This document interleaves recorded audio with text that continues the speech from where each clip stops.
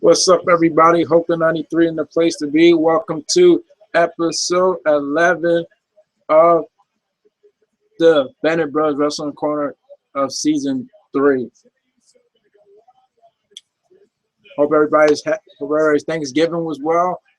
Mine sure was. No, anybody that follows, my brother, on Facebook knows that both of us had the best apple cobbler that we possibly had. Well, Chris already had apple cobbler before, but that was the first time I recall having apple cobbler, and that's a good thing. First experience was a great experience. It might be the best experience. Had it with some ice cream too. It was good with the ice cream and good without the ice cream. So that's a good thing, not a bad thing. I hope you guys wasn't too crazy for Black Friday. I was seeing videos, clips and stuff on YouTube. As always, people going into a frenzy for Black Friday to the point where I believe that it should maybe be called Ignorant Friday, because it seems like everybody just loses sense of, clarity and sense of responsibility and sense and just become materialistic. It's crazy. Today is Cyber Monday, and because it's Cyber Monday, we got the anonymous GM as the general manager. And the funny thing, and to be quite honest, it hasn't been that much of an annoyance as it had been in the past. Not gonna lie, this Raw hasn't really been full of his he or she's, his or her presence. But nonetheless, topics for today. Then it's funny that this is the first wrestling corner for December, and it's on December 1st. No, basically, I'm going to be talking about basically the gist of what I got from articles and stuff that basically gave their thoughts on and kind of recapped CM Punk's podcast, the podcast with CM Punk, which has reverberated all throughout the internet for the past couple of days.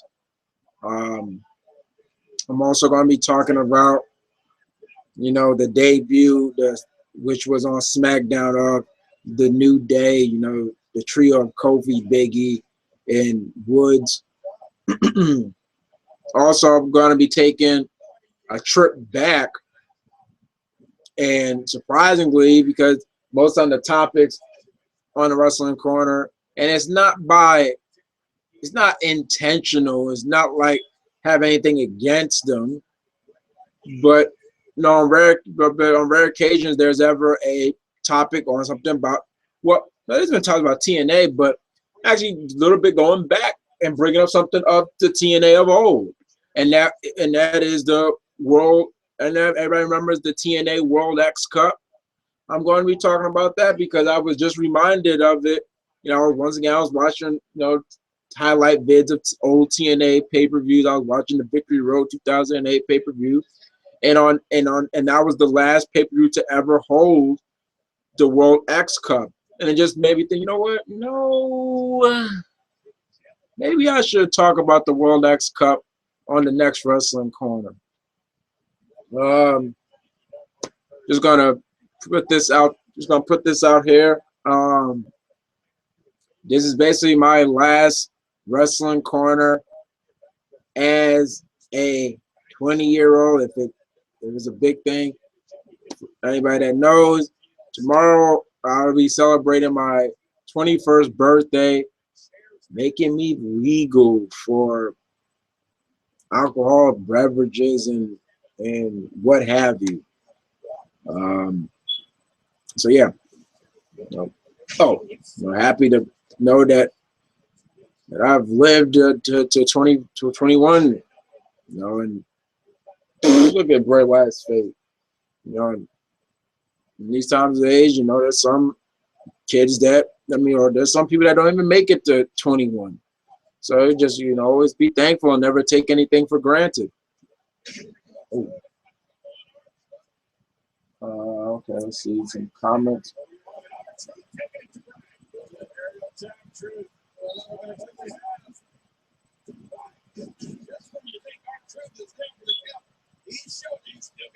I know it just said comments. So, oh, look out.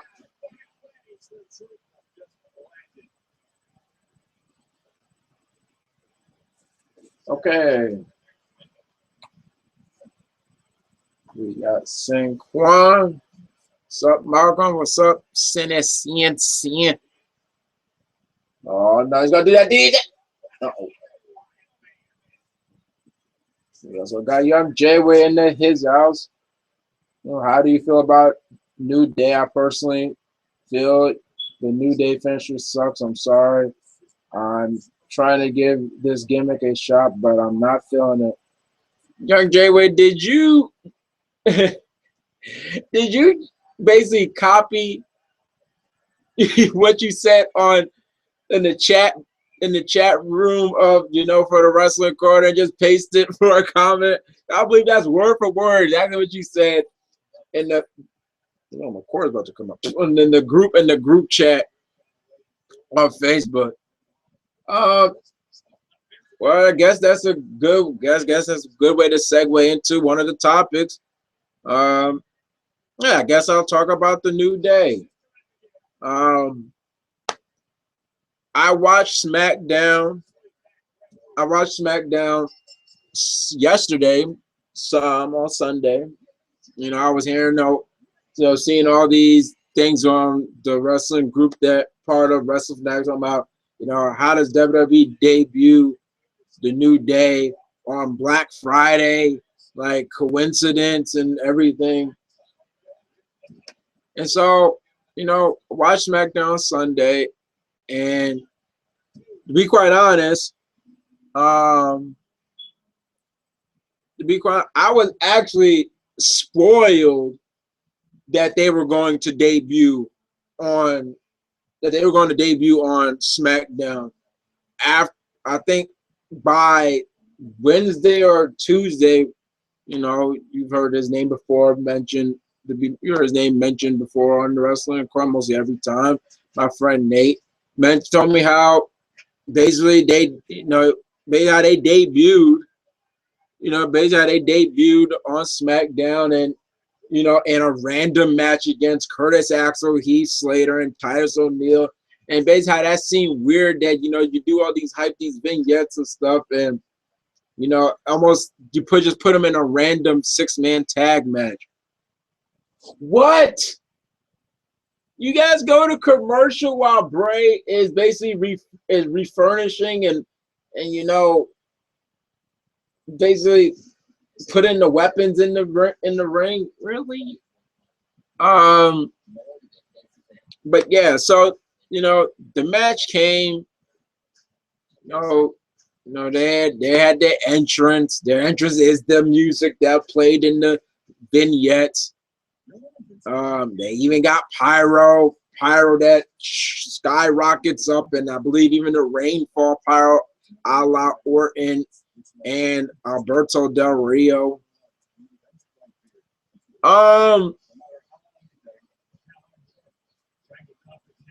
Okay. You gotta kind of get the how can I put it? Kind of gotta give the, you know, you really can't go too much. You know, you gotta kind of give, I guess, the benefit of the doubt. No, you know, you gotta put in consideration that it was SmackDown, and everybody knows since SmackDown's tape, most of the reactions from the crowd are basically canned. They're either enhanced, they're the enhanced, or they're just added. You know, something the ooh and the I hear how loud the oohs and stuff are, and the cheers and the constant booing.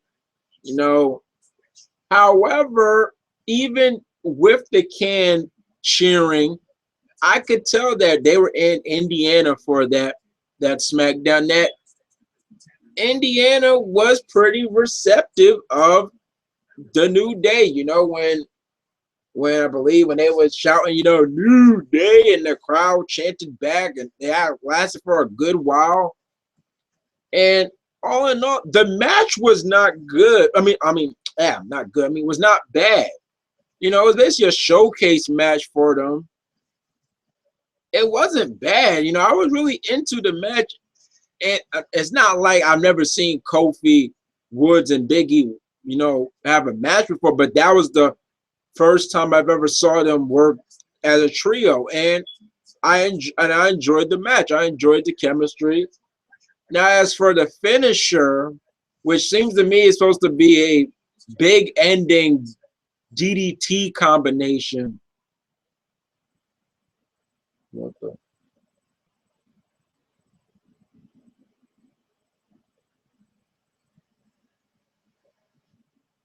Oh, yeah. When when it was done, oh, no, never mind. Oh, I thought it was he was going to beat up R-Truth. Okay. But when it was done with Xavier Woods and Big E, it looked kind of bad. The timing was off. With Kofi and Big E, it looked a little bit better. Now, I know you, Jamal, if you find that the finisher sucks, me personally, it's something different. But I think what hinders the move is, you know, the bad timing. That's a move to really look good, to really, for somebody can really make out what it's supposed to be. It has to take timing. It has to take real chemistry. It has to be in sync. Because it could just be Big, he just doing the big ending, and Woods or Kofi just coming down late, and oh, I guess they were supposed to do something. Um, so, um, but I enjoyed their first match together, their first match together. Um, I guess I will give this thing a chance, and in that first match, I really put the whole New Day thing. You know, I really looked past that and just worried about, you know, the match. And by doing that, it was a pretty good experience. You know, I just, you know, let me look past that whole New Day thing and see how they work as a trio. And man, it worked out.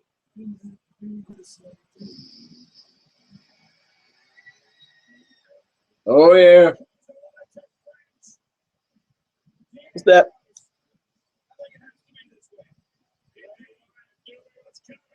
Hey, it's that boy D there, bro. What the hell's wrong with you, Bray? Oh Jesus. Oh Jesus. Oh Jesus. Hold on, we got a brawl going on there. Oh, oh man. Oh man. Oh, those. Oh Jesus. Saw those forearm shivers. Look out! Oh, he rebounded.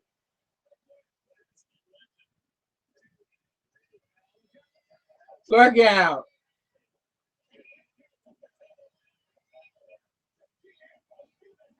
Oh, oh, oh, oh, oh.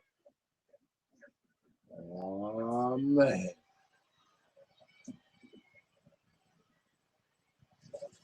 We got ladders.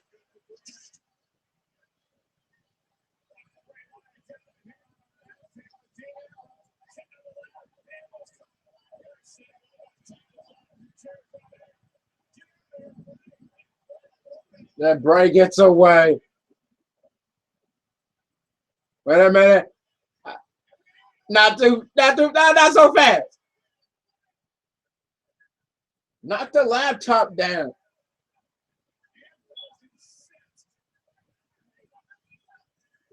Oh.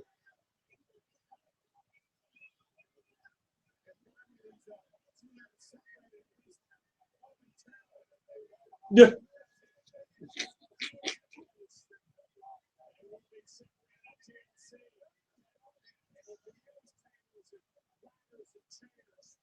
Throw his freaking chair.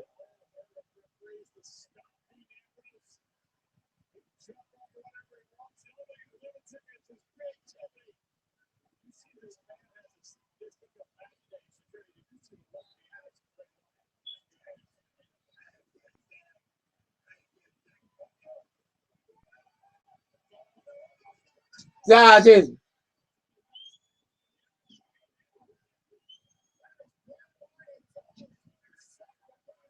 exactly.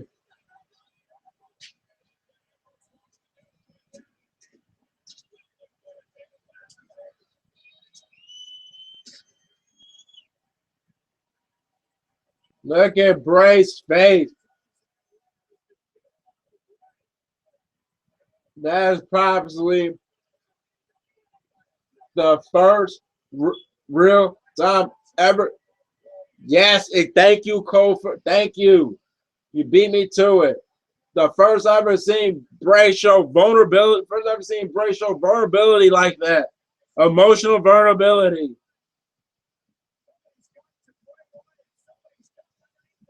Exactly. Most time after these type of, you know, after most time these type of confrontations and these scrabbles, Braves walking out, laughing and everything. Well, not this time.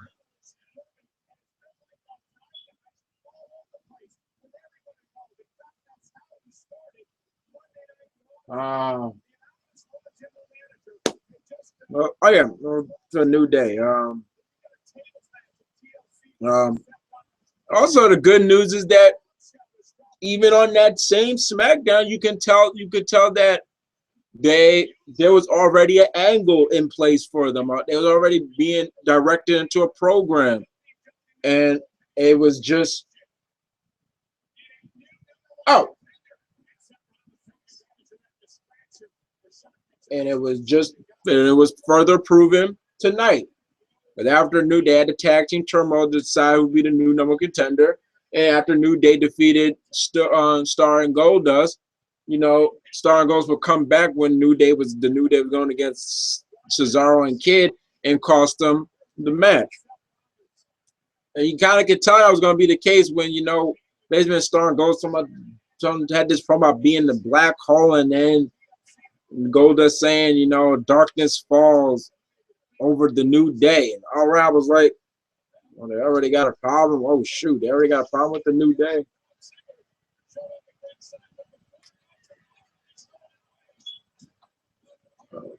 Uh,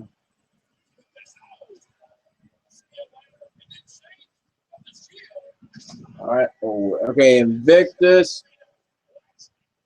What? What's up, Malcolm? I'm all right. I just have to chime in on New Day as well.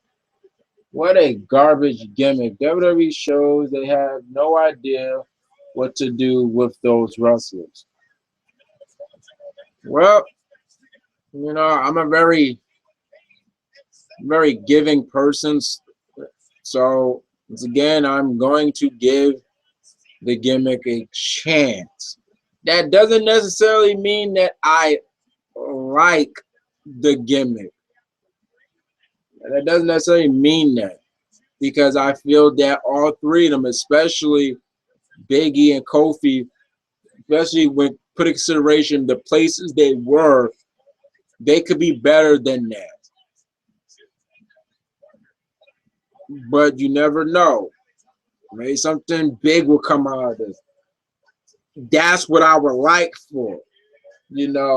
That's just wishful thinking.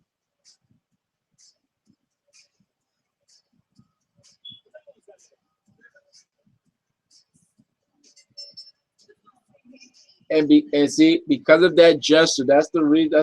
That's another reason why I still do not feel that this is a full heel turn for Brie Bella. This is what I guess a quasi heel turn.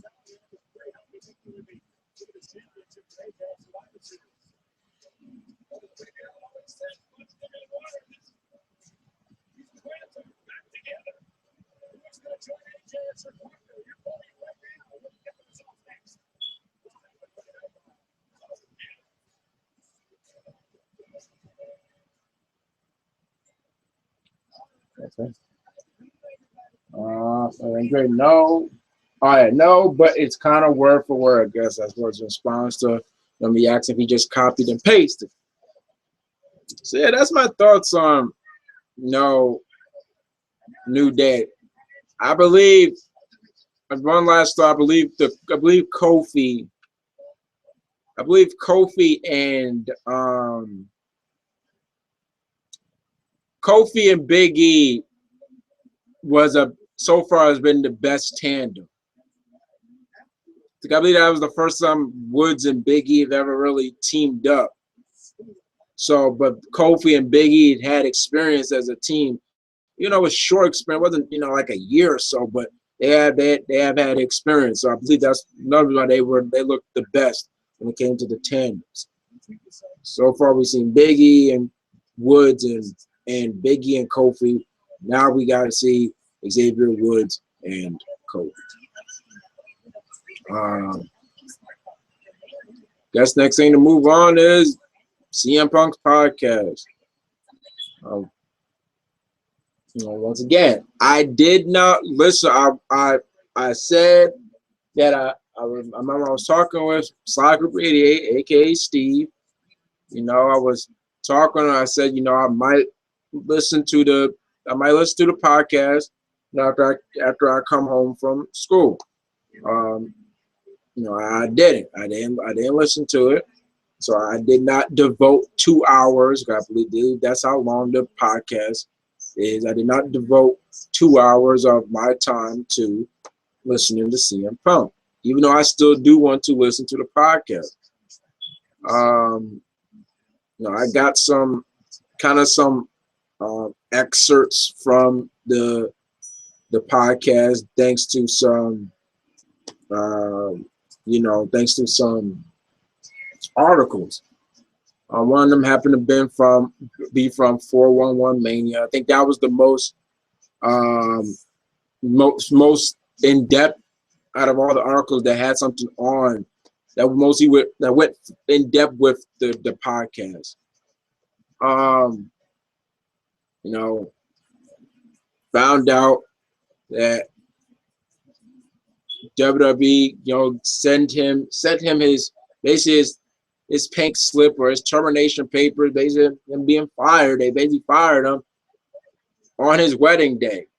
Now that means, I bet you that's something. How did come on now? That's just gotta be coincidence. How was they supposed to know he was going to get married on that specific day? If I'm not mistaken, CM Punk and AJ or either of them did announce when they were going to get married.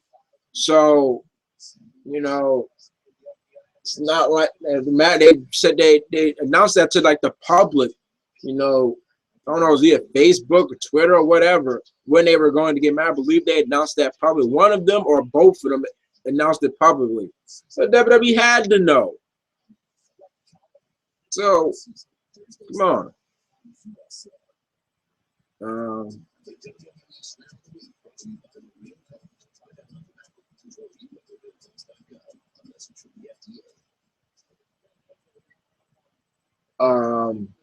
So yeah, they had to have known. Also found out that for a long period he was wrestling with a staph infection that, as Punk put it, and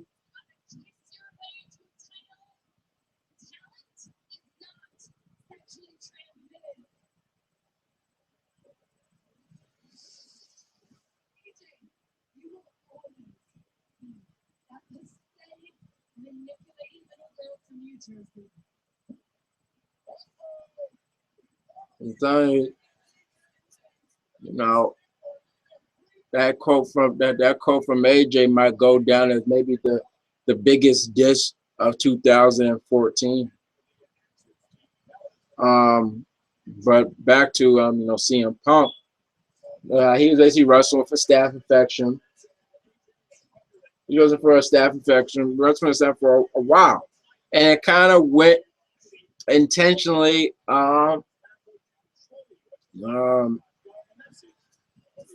It kind of went. Not necessarily unnoticed. It was noticed. But it was kind of like almost in a way kind of negligent. Yeah. Is he negligent? Yeah. Wait. Oh yeah, I forgot. King doesn't know. Yeah, basically negligent. By WWE's doctor. And basically CM Punk almost died. Now, while that is sad, I have to agree with the article that, there's some responsibility towards Punk in that situation, because the responsibility comes from the fact that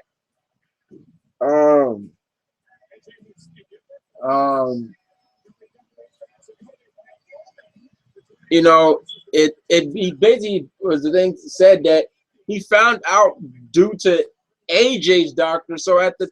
But the responsibility is that if you realize you was feeling sick, and it kind of makes sense. I was talking with Steve yesterday, and he said it makes sense because there was a period where, Punk was looking kind of pretty ill, and he wasn't moving as quick and everything. He was kind of very, sluggish and you name it.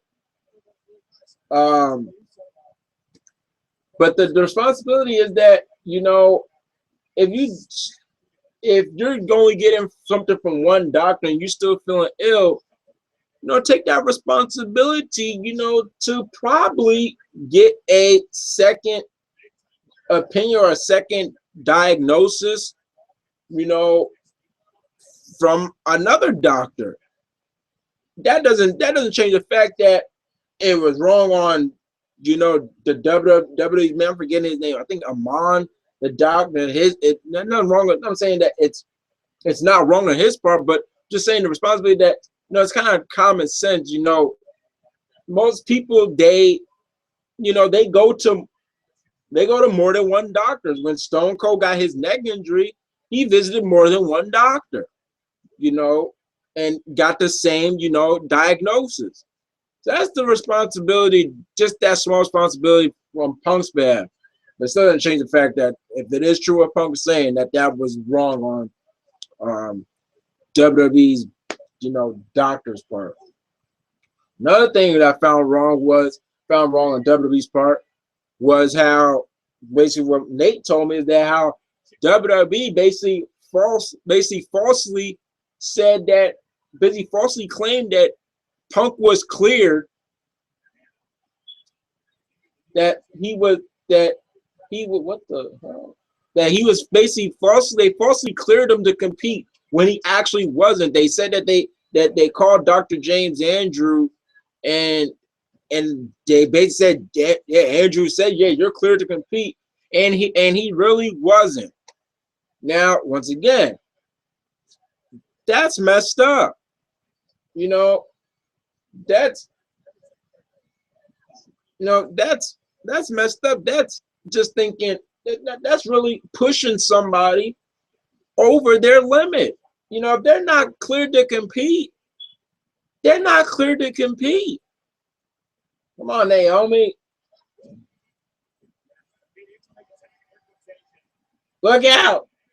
If they're not clear to compete, they're not clear. You just don't, that's real. Yeah, that's, once again, that's negligence. That's real negligence right there. That's really, that's really putting somebody's health at risk. Even though these wrestlers, boys, men and women, are putting their health at risk by doing what they do. But No, when they're seriously hurt and injured like this, and that's really, and you send them out to compete like that, you know, and they're not, and they're not clear to compete. Because there's sometimes where a wrestler, you know, they have a minor injury, but no, they have a minor injury, but you know, they're still able to, they're still clear to compete. But in Brunski, he wasn't clear to compete, and they falsely said he was clear to compete.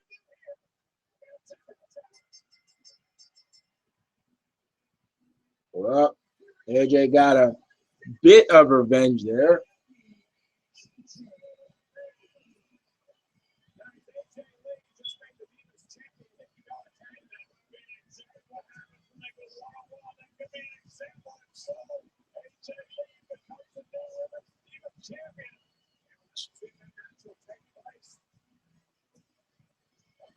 Once again, the reason why I do not see this being a real heel turn.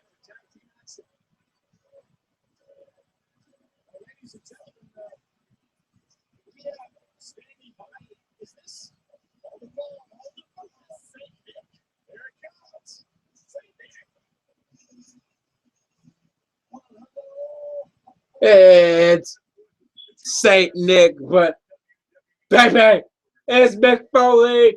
It's Jolly old Saint Mick.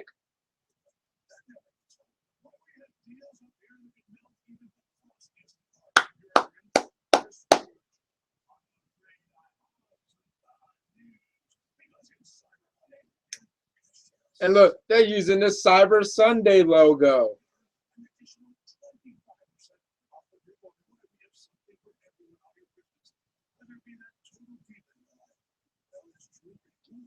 What's going on here? What's going on? Read the comments. I'm seeing the comments right there. Come on, let's show these things up. Yeah.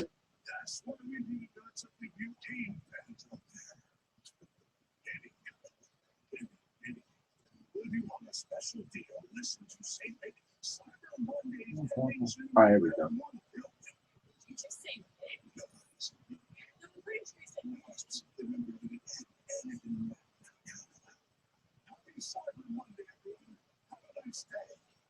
Yeah.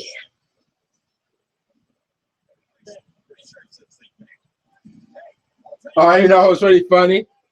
The error when they showed after Luke Harper and Big Show segment, and then they showed the graph for this match, and it had Luke Harper and Big Show replacing. Did I say Luke Harper? I mean Rowan. But if I said Luke Harper, I mean Rowan and Big Show. After this segment, showed the graph, it had Rowan and Big Show replacing Luke Harper and Dolph Ziggler. Okay. All right.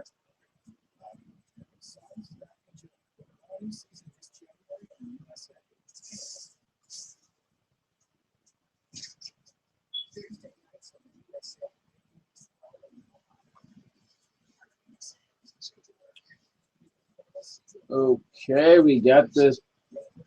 Pause, enjoy.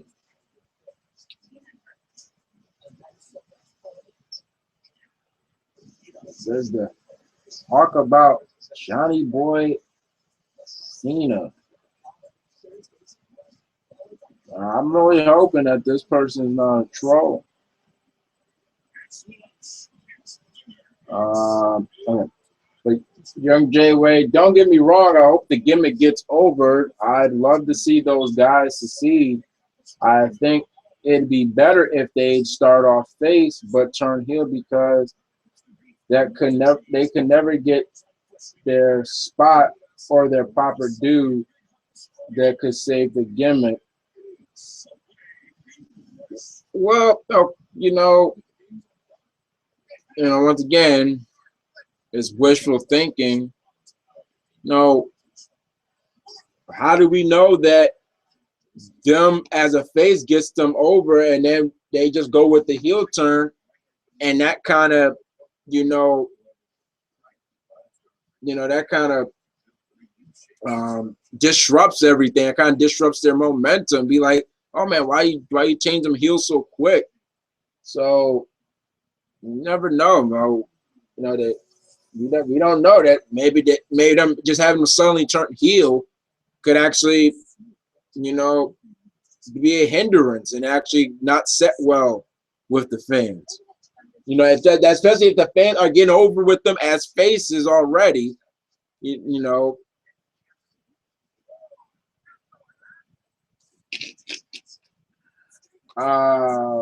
Okay,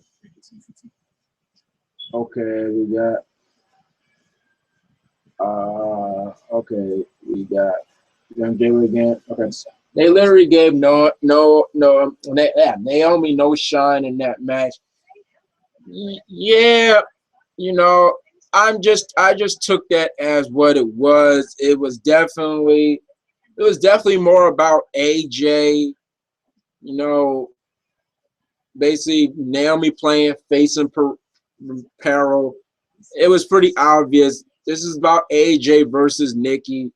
So more than likely, Naomi was going to play. Whoever was AJ's partner, you know, was basically going to play face and peril. Sometimes that's not the case, but most time it is. You know, the person whoever's the protagonist, you know, is watching whoever their teammate, you know, getting worked over.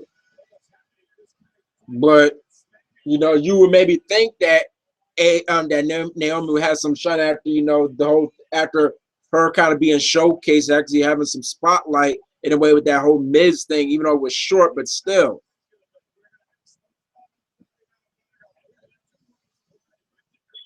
Um, yeah, that should be an interesting match.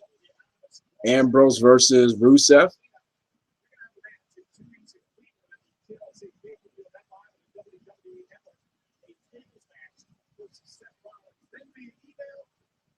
Yeah, and see, that's got to be going to be good news for my friend Nate because he predicted that we were going to get another Big Show John Cena feud.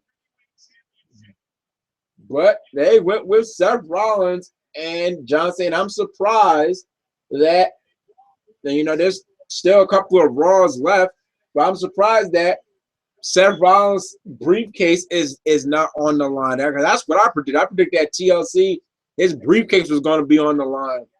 But um, man,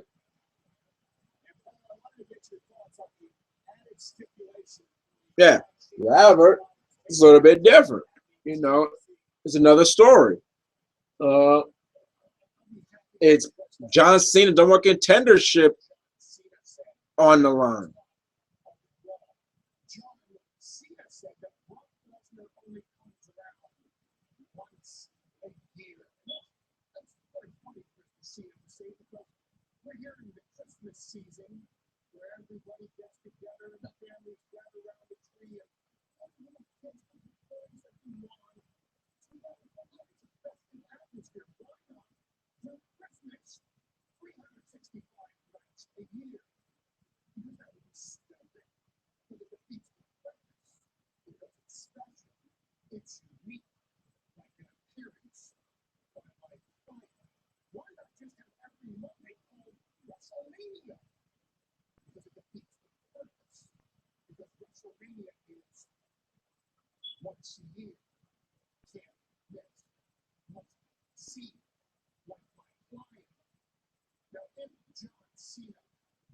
Let me just go on record and say that I see the point Paul Heyman's trying to make, but that does not defeat the case. That does not change the fact that with Brock Lesnar, it's bad.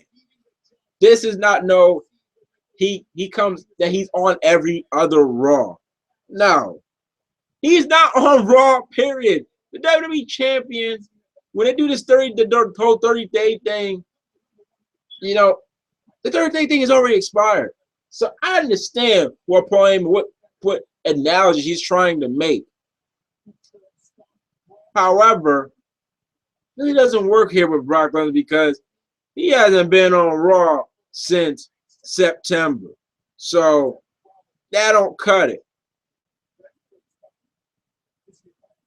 You know, if he just Uh,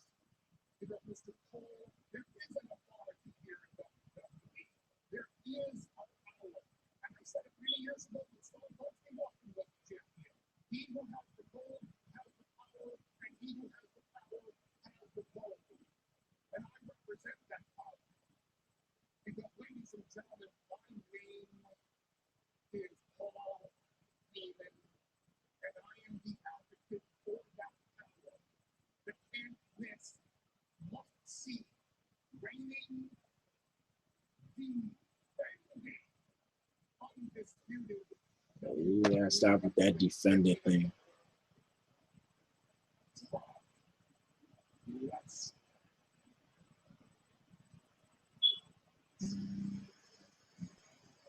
Sorry.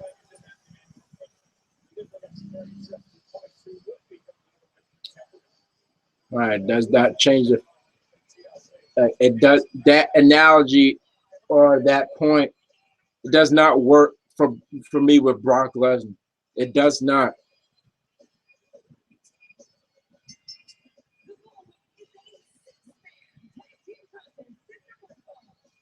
It's not like Brock Lesnar has been on every other Raw. He's maybe on a Raw here, and then the next one he's not on. Then he's on the next Raw. No, he hasn't been on the programming. Period.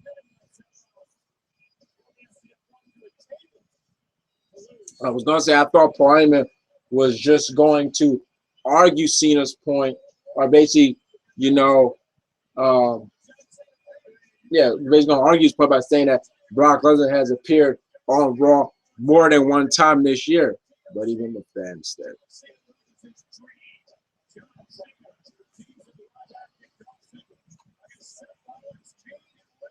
young Jay, the Dean Bray thing might really have something.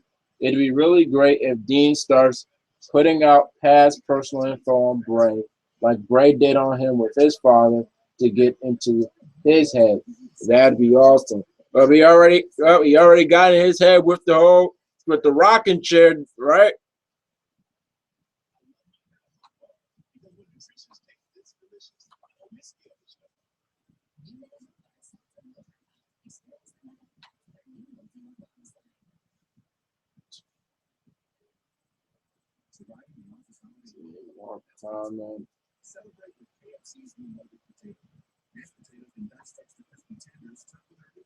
Okay, I'm getting ready 2 minutes ago.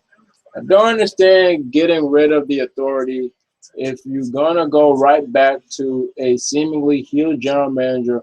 What was the point of getting the authority out?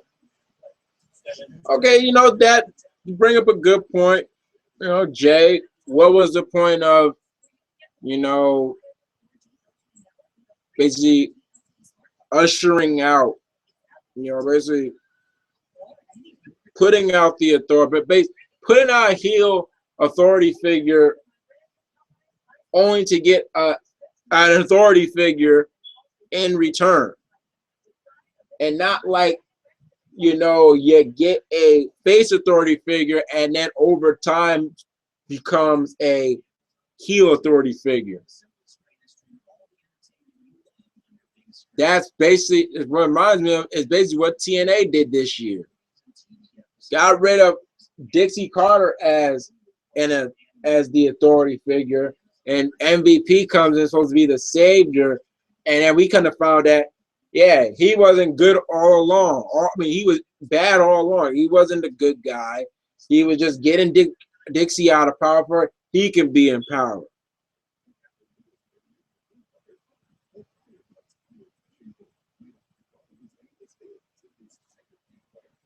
Another thing that's kind of like a head scratching or head scratcher.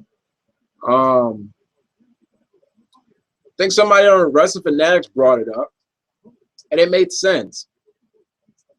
Brian was in charge for Raw and SmackDown last week. He was in charge. But here's funny. Those two shows he was in charge. Not one time, he had a run-in or a segment with Brie questioning her recent actions.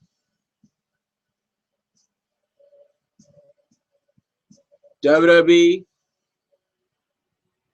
and their storylines have already acknowledged that Brie and Brian are a couple as they are in real life. Basically,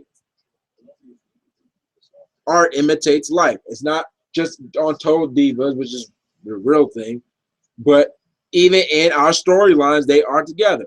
Just as now, WWE has definitely acknowledged that Naomi and I believe Jimmy is with Naomi, that they are together. So it's pretty funny how not one segment with Brian and Brie.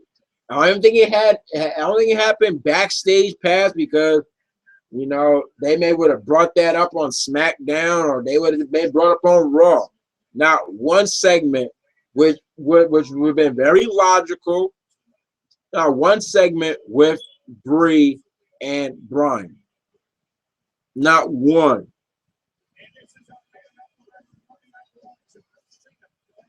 But also, yeah, a little bit sidetracked. Back to CM Punk. Another thing was, he made no bones about it that he dislikes Ryback. I read the quote that basically working with Ryback took 20 years of his life. He most time always got hurt working with Ryback, and how he called Ryback, and I quote, a steroid guy. And Punk said that, I call him like I see him. Now, I didn't read Ryback's reply, basically, yeah, I didn't read his reply, his heated comeback. I wouldn't blame him, to be pissed off about that, being called steroid user and because my friend told me that, yeah, Punk really went in when it came to, expressing his feelings about Ryback, so.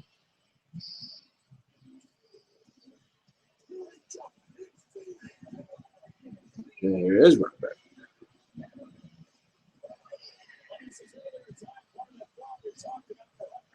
And so far, before I go back to CM Punk, so far, the TLC matches have really been announced very quickly.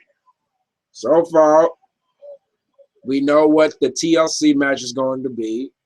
That was announced at Survivor Series, Ambrose and Wyatt. We know what the tables match is going to be, Cena and Rollins.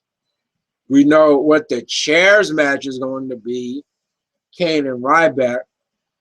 Now, I'm assuming that the ladder match might be Ziggler Harper.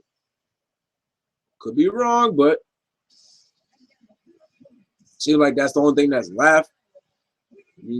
What you gonna have a ladder match? A ladder match with air hanging up there. There's plenty of air already up there. I mean, when they're doing a TLC match, most of the TLC match, things are up for grabs. But once again, just like how they had to do with the Shield, when the Shield's debut match, against Ryback, Ryback and Team Hell No, it's with pins. But most TLC matches, there's something up for grabs, like a title.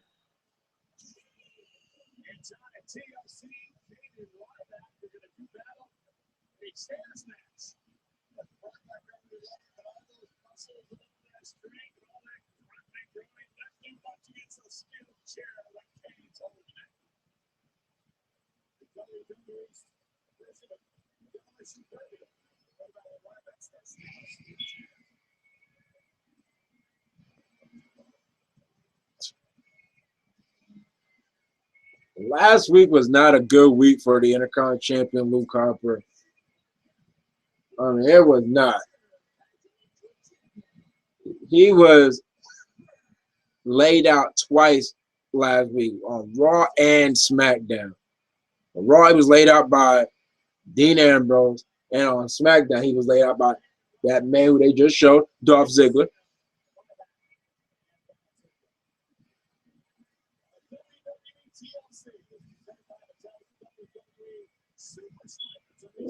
I'm sorry, I don't know why I'm yawning so much. I don't even feel tired. Ooh. But back to CM Punk. I still have to listen to it, but just hearing all those things, kind of the negligence, and basically, the kind of the blatant misinforming and everything. I can't say that I blame that. Now it's to the point where I noticed for sure that for the longest, Blue Goblin, Ed, Blue Goblin, our good friend Blue Goblin, I kind of miss him commenting on the shows. But for the longest, he always called out CM Punk for being a quitter and how and how he was against his decision. And now I know personally that he now he has a different opinion after I guess he maybe watched or maybe saw the same article that I did, that he now has a better has a different understanding, a different thought that what I can't I can't blame CM Punk for leaving. And I asked this question because Nate asked me this question. I asked this question to everybody that's watching this, and this is actually a serious question. And you know what? To make sure I do not misquote my friend Nate, I'm going to go and look at the quote / question he asked me.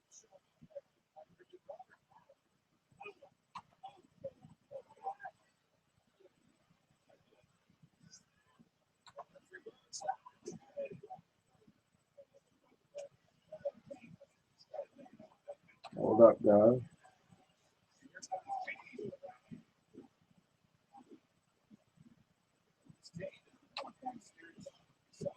All right, here we go.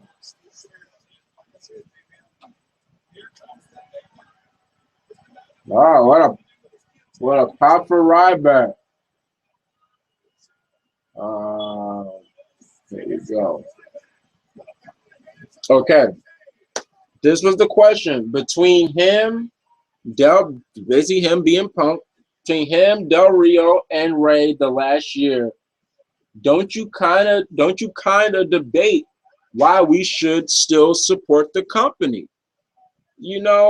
I think it was a very legitimate, what the hell? A very legitimate question, a pretty valid question. After after the situations, after oh,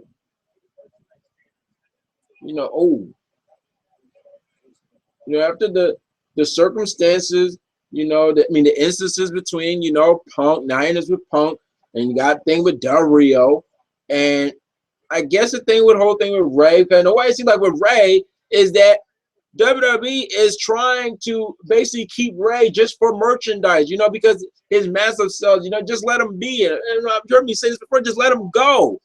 Because if you guys just only trying to keep him because, he sells, and you're not really doing anything, you're really milking off of him, literally, but especially now with Punk and with Del Rio, yeah, you really got to question, man, you know, you can make a valid argument to not. You can maybe have a valid reason to not support WWE as a company, not as maybe a wrestling brand, but as a company. No, no, like, man, you know, there's some pretty, you know, really shady stuff, you know. And you know, my reply to Nate was that, you know, and I won't quote, not as much as I love wrestling, you know, I despise the crap that goes on in the business side of things, you know, especially in the mainstream promotions. You know, you constantly hear about the politicking and everything that went on in WCW. And then when you hear the stuff about the politics goes in WWE, you know, that stuff, I remember talking with Chris, like over the weekend, over the last week, that, you know, personally, and I'm a very patient person, you know, I'm a very patient person. Oh, he's gonna try to do that stupid.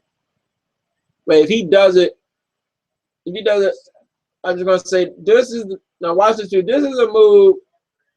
Oh, okay, blocked it. Okay, but basically, they told, you know, told Chris that, you know, I'm a very patient person. However, you know, I don't know how much of the politic crap I could take before you. What the? Wait a minute. Are you kidding me? What is with these bad commercial spots? You go to commercial before a ride back, he's about to do a delayed vertical suplex. I don't know how much of the politicking crap I could take before, you know, I like really go off and like explode. I don't know how much, especially in the mainstream stuff. I don't know. I really don't know how much of that politicking stuff I could take. You know, instead of basing things on, you know, if this person actually does sell and if, you know, if they get a great reaction and you know they got the goods in the ring and they, you know, and they got some chops, you know, even on the mic, you know, instead of putting all those things together and just basically, you know, well, you're not this, you know, you don't look like this, and you know, we're not going this way because you look like this. I don't know how much of that I could take. I don't.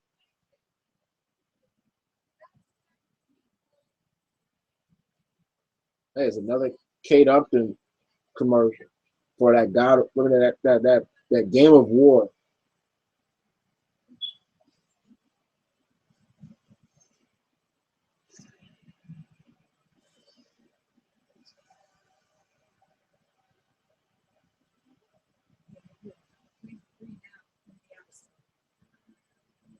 Okay. I don't know how much of that politics crap I could take.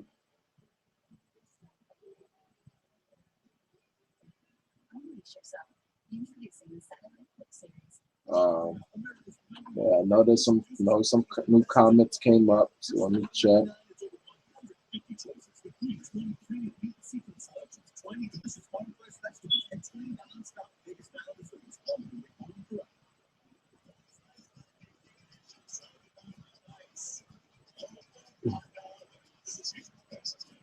Okay.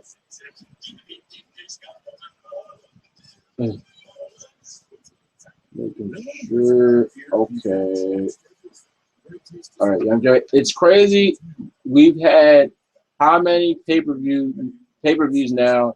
Not even a whiff of the WWE champion. What is this company coming to? Really, WWE? Yeah. So far we have had, and looks like it's going to be for a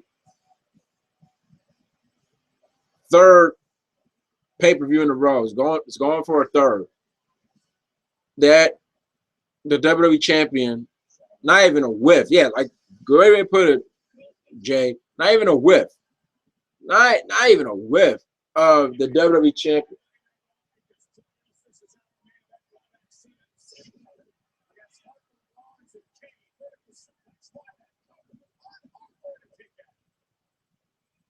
You know, not even a whiff of the WWE champion for 3 straight pay-per-views. And that's why once again, I basically um, I basically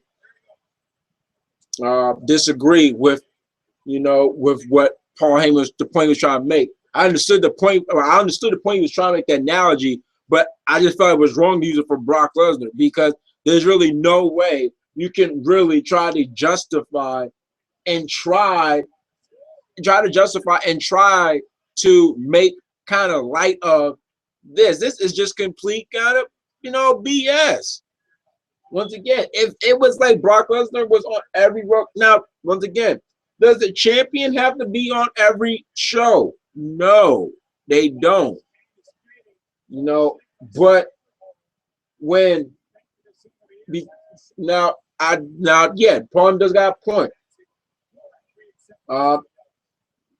Because by having the champion now on the show, it leads them to not being overexposed and makes their appearances special. Like with Hogan, I may even grow up in the '80s, but Chris can attest to it, and that Hogan wasn't on every W programming, but it wasn't like he missed like freaking 30 shows. I don't think it's not like he missed like 30 shows like a year. I mean, 30 shows for like 2 months or something, straight. He'll be like on every other show. So it made, but when it made his appearance special. Made, okay, look who's here, the champion. But but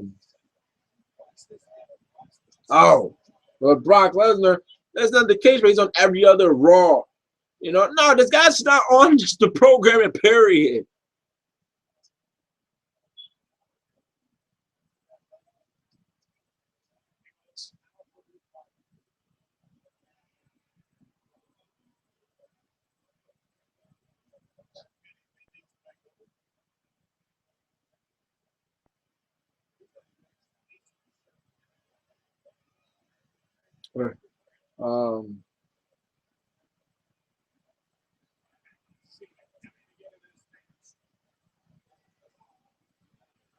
Ooh. Oh man, the freaking cross. And it's fine. Bring up Hogan was known for doing. Here comes this move. I don't know about you guys, but I really don't get the point of that move with Luke Harper. He does that suplex lift and dropped it. What's the whole point of doing the suplex lift for? Just to drop it back down and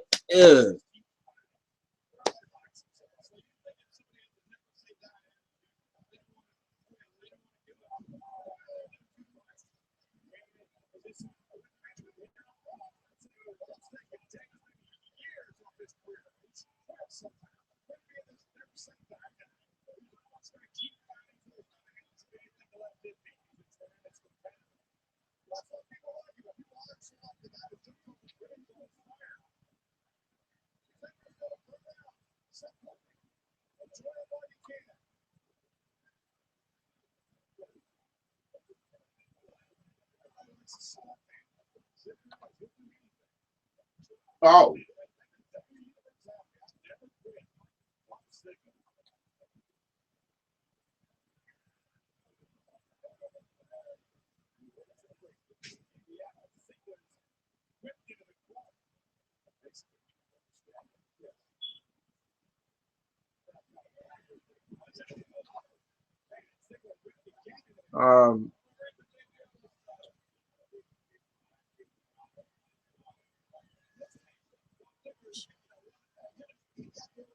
It's like, just saying that Paul Heyman, I guess once again, I guess he's starting to, I don't know if it's like he's starting to realize it, that, but he could, try to, argue all he want justify Brock Lesnar's absence, but it's not going to work. I don't think that, it's almost like trying to insult our intelligence. It's not going to work. The guy is just not on the show, plain and simple. There's no way, there's no other way, no other way about it. Just not on the show, period. He's been having basically he's been having a free reign. His reign has just been free of, defense or anything. And once again, the whole 30-day title defense gets thrown out the window. And that's why I love that meme where basically Brock Lesnar is allowed to hold the belt for as long, even though he's not on the show, but Brian had to give up his belt because he was not going to be able to defend his belt or be on the show for basically months.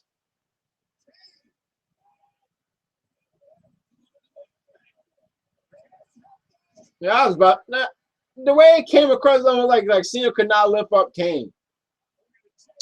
Look at these bozos.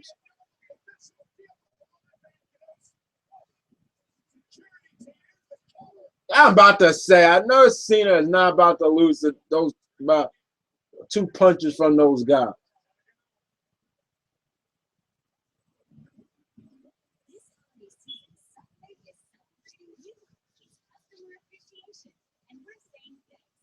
So, but I would like to see, when I brought the whole thing, the question that Nate asked me, I would like to see, any replies to that.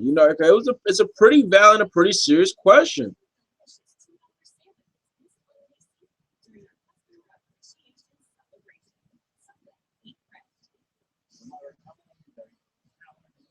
While hopefully that you guys are coming up with your thoughts on that, I think it's best to move on to the next topic, which is the TNA World X Cup. Now, for those that don't remember or just don't know what the TNA World X Cup was, the TNA World X Cup was basically TNA's version of the Olympics. It's basically what it was. First time I remember seeing it was 2006. I believe 2006. And it was 2006. And it kind of basically kind of educated me on, the wrestling scene. I think the world, this, before I go any further, this one thing I have to say about the World X Cup, just TNA in general. TNA is known for a lot of bad ideas and things. However, I think in terms of the good things TNA has done or ideas, even when they're good ideas, bro, I think the World X Cup is kind of one of the more underappreciated or undervalued ideas. I think that the World X Cup was a great concept because, as for me, it really educated me on the wrestling scene. Yeah, I knew there was wrestling in Mexico, and I knew there was wrestling in Japan and in other countries. However, when you put that like on a national broadcast for everybody else to see, it really enlightens people. Like, oh shoot, oh look at these people from Japan, look at these people from Mexico, because of the World X Cup, especially the 2008 one. I was introduced to wrestlers like Japanese wrestlers like Naruki Doi and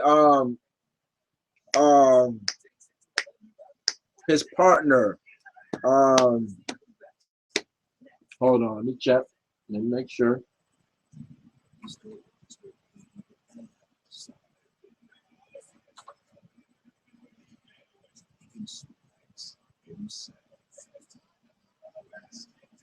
Okay. Where is it? Yeah, but Masato Yoshino, which is basically where basically the move that JTG used to do, that that's what he used to call it, the shout out, and I believe Seth Rollins even does it. That was really made popular by, that's where I first saw the move, by him, by Masato Yoshino. When he was on TNA. I was like, oh shoot, what was that? Like, whoa, look at that move. He called it the sling blade. So, and I was introduced to, and then the whole Team Canada thing, that didn't really like educate me, because basically for the 2006 you had Team Canada, which was represented by the heelish group Team Canada. That's basically what it just was. But in 2008, talking about more the 2008 one, yeah, you for Team Mexico, I'm looking right now. Yeah, I was introduced to wrestlers like Ultimo Guerrero, Ray, Bucanero, and Alverno. I was introduced to wrestlers like them. And then Team International, I didn't know until I saw the highlight that, yeah, that that I saw Doug Williams a year before he came to TNA with Magnus. They formed the British Invasion. He was part of the World X Cup 2008, which was the last ever World X Cup. I actually found out that he had a guy named Alex Kozlov who was Russian, and he wasn't the stereotypical Russian. He was athletic. I mean, he wasn't the cold-hearted, no, he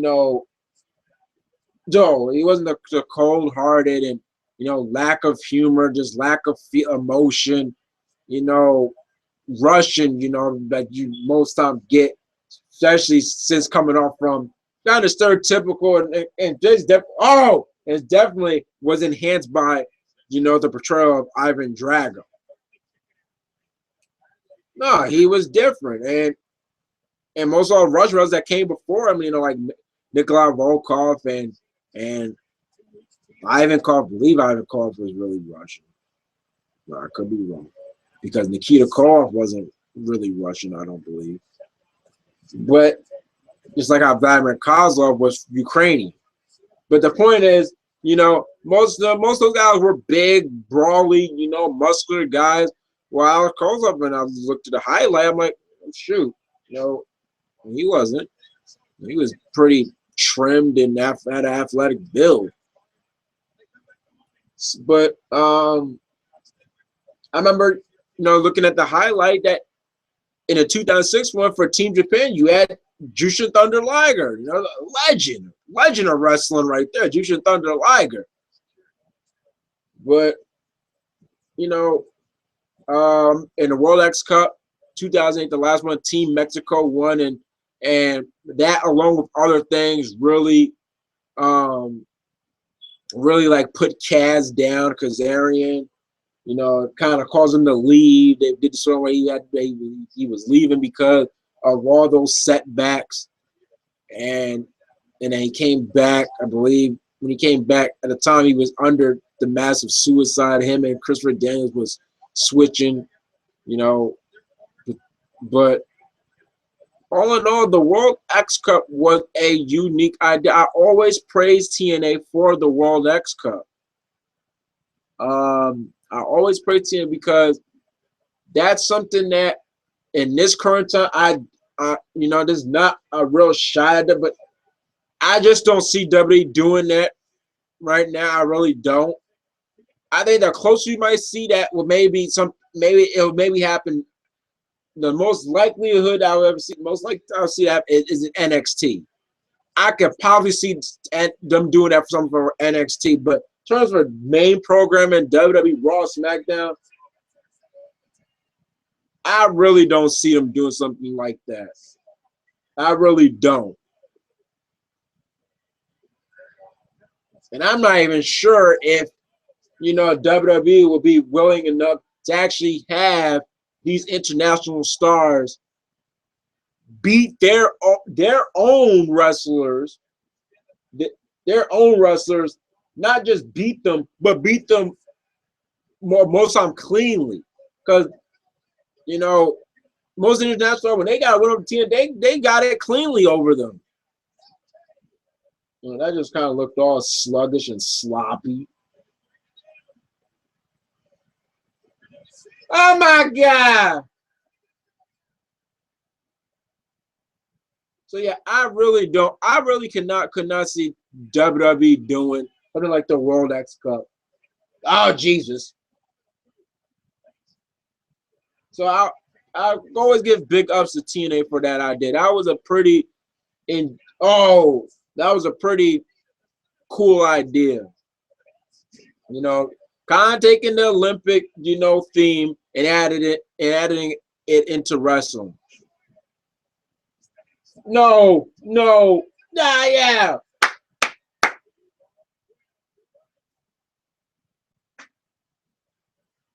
Because they won the best set of power bombs currently today. Oh my God! Oh my God! Another setback for Luke Harper. Here comes Johnny Boy. I do. I'm Johnny Boy Cena. I'm Johnny Boy Cena. I'm Johnny Boy Cena. I'm Johnny Boy. The hell's going on? Oh. This is just pandemonium. This is all out brawl, all out slugfest. There's no fin. Oh man, you saw that elbow from Cena?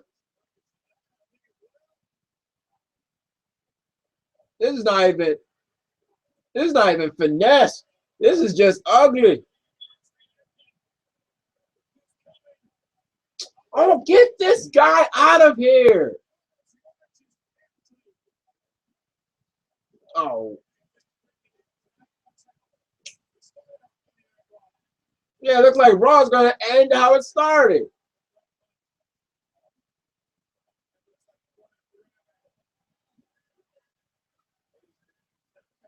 Ryback's getting double teamed by former tag team champions.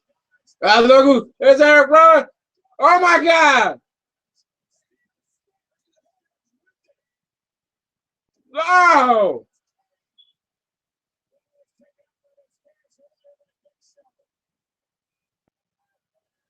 Look out!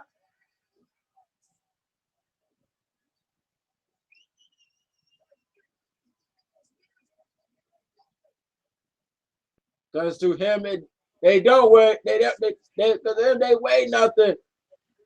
Ah! Yo! That's what got when you try to hurt your own kind, you try to hurt fellow baldies.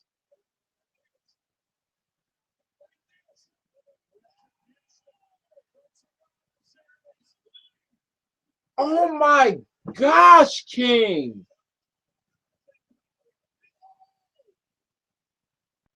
Why does King always react every time Cena FU's Big Show? He reacts as if it's the first time he's ever seen it.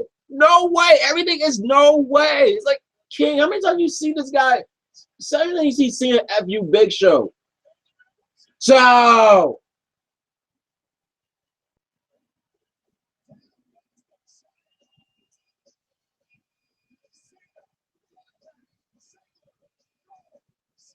I was like, one of the first I've ever seen the steel steps be like a main focus of a beatdown like that. I've seen it before, but no, it was the focus, like the main for not like there was other weapons involved, and then the steel step became the main focus. No, from the start of that, when Rowan came, the steel step became the main focus.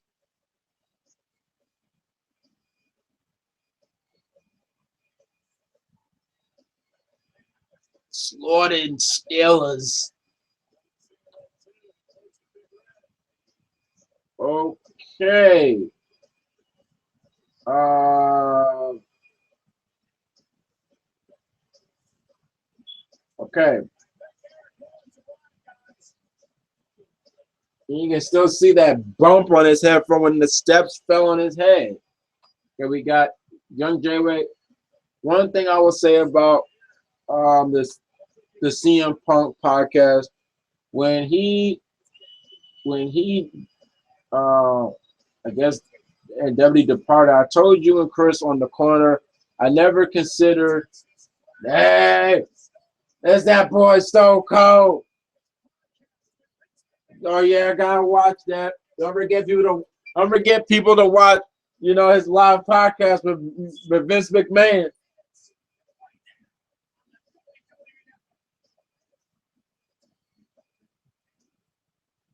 Okay. One thing. Okay, I never considered him a quitter if he was being reinstated at his workplace.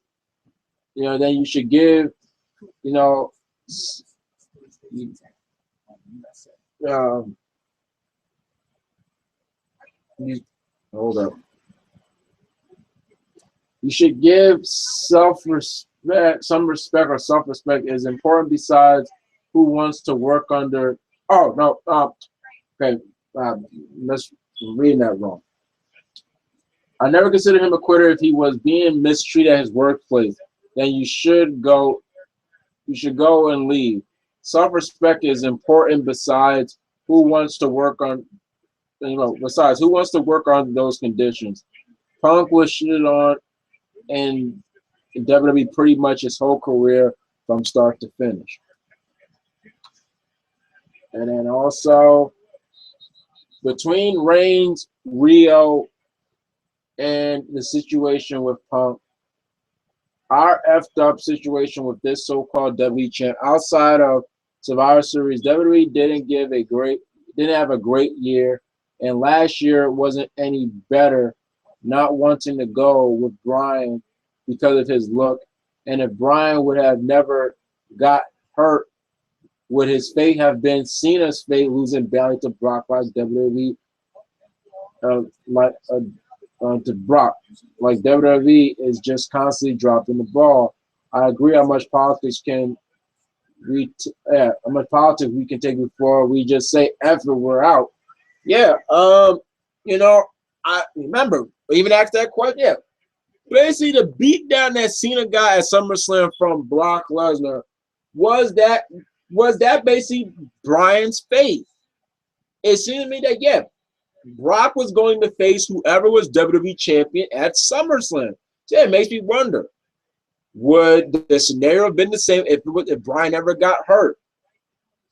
Now, when I compare 2013, 2014, I would go on to say 2014 had more great matches than 2004, especially on the weekly programs. 2013 had a lot of memorable Raw or SmackDown matches. But yeah, man, the politics thing, it seems very overwhelming. Seems very overwhelming. It's like, how much?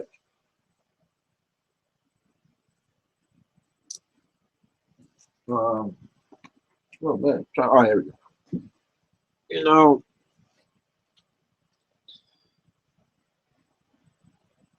It's like, if I'm going to say that WWE did not give Punk any opportunities, no, I'm not going to say it because they would never,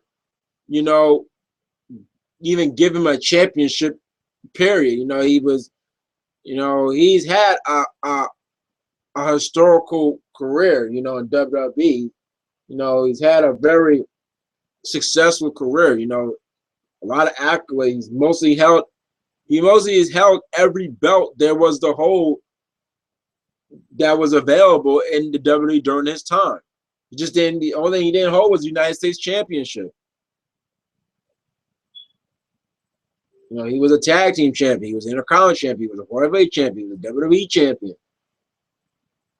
However, even when he was heavyweight champion from the start, And that, and I always said, did not take for his DVD.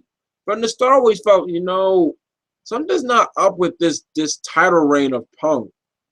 And then for the Summer of Punk angle, how hot it was, and then it kind of, simmered down when, he lost to Triple H and Night of Champions. And at the same time, while, he wasn't mostly in the main events during his year-long reign, at the same time, WWE didn't even have to, keep him with that belt that long. They didn't. But the funny thing is, while that is true, you look at some things that happened in Punk's career in WWE. Yeah, some things, really crappy. I've always said that the Straightest Society could have definitely went somewhere. I was really into the Straight as a heelish group. And, things, really fell out of place.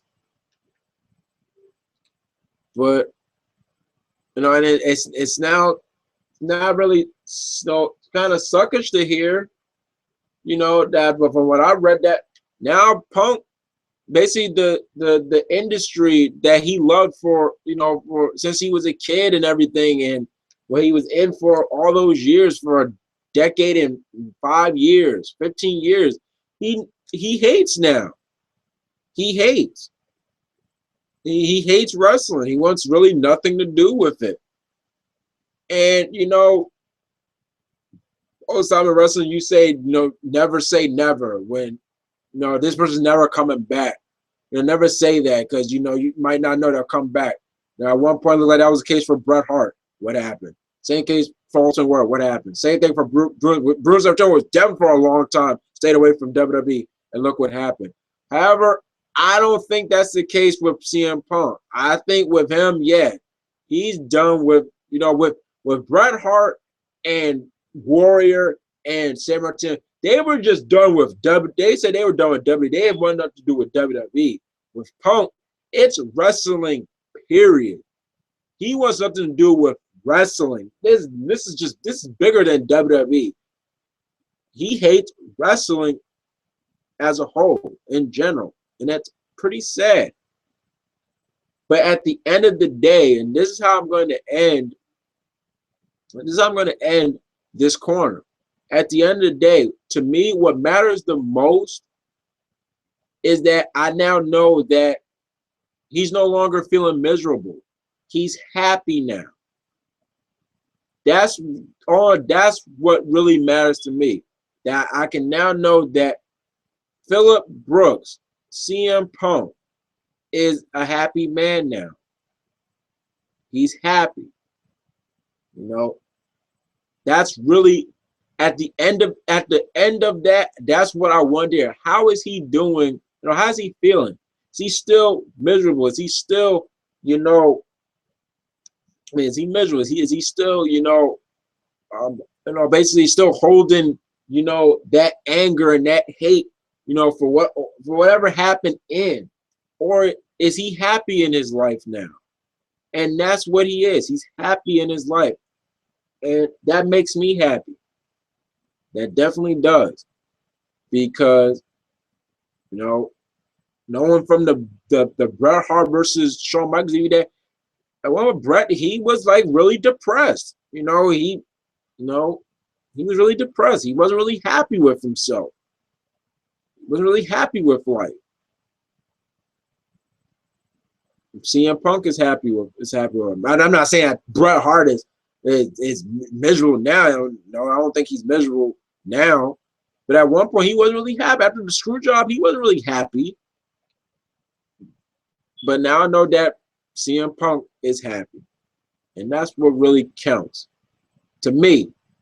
And if you're definitely a CM Punk fan, yeah, you like the idea that, he's doing all right. He's doing all right. He's not in the dumps.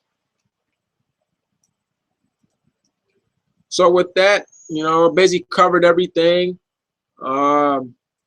Thanks for watching this Wrestling Corner. This was episode 11 of season 3. I think it's appropriate to bring this up before going on the air. Nathan Banks suggested an idea. Basically Wrestling Corner or Bennett Brothers Wrestling Corner Retro. Basically where basically kind of give thoughts or basically review of an old pay-per-view and possibly have guesses on there to give their thoughts on the pay-per-view. I'm not so sure if I'm going to go with that idea, start it the next corner. I just might, or should I save it for a new edition for the new year? Like it's a new edition for 2015. Be quite honest, I think it should be saved for 2015 because basically the idea Nate suggested for every month, for it to be a monthly thing. So what a better way to start it with the first month of the new year. Seems like a pretty good idea, don't you think? I think so. But other than that, this is Hooker 93, always in the place to be. Thanks for watching this show. If you got the W Network, I bet you're making sure to watch that live Stone Cold podcast with Vince McMahon. He always said that he was going to get Vince on his podcast one day. And this time, and the crazy thing is not even radio. No, this is live, smack dab live in living color. But other than that, stay easy, guys, and enjoy your weekend because I hope to enjoy my 21st birthday celebration. Easy, guys.